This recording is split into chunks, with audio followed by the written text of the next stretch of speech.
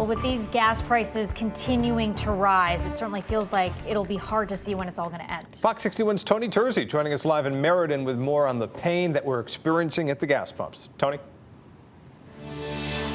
Live here at Teddy's Gulf Station on East Main Street in Meriden, looking up and down the street here. Gas prices pretty uniform, including at the Shell. $4.39 a gallon for cash, $4.49 for credit. We even found gas price $3.47 a gallon, way up in Winstead there.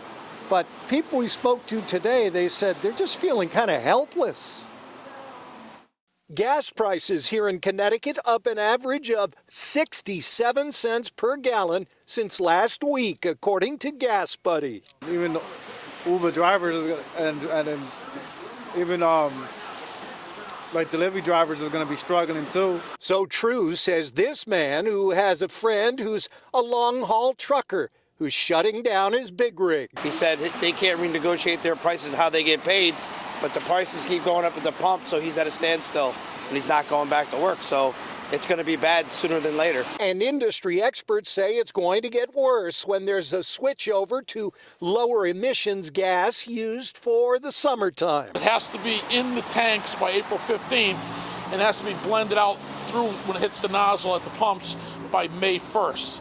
And that's typically a 20 cent, 22 cent increase. Our national association, we have supported their call to the White House to suspend that transition. At least until most of the current winter grade supply is used so that gas stations and customers get some sort of a breather. You hear people talking in family and friends, and they're just not going to drive. Now, it's important to note that the Russian energy embargo imposed by the president yesterday doesn't actually take effect for another month and a half. So if we don't find a replacement for that 8 or 10% of supply that's now going to be stopping in 45 days, then that's when I would look to seeing prices really move upward.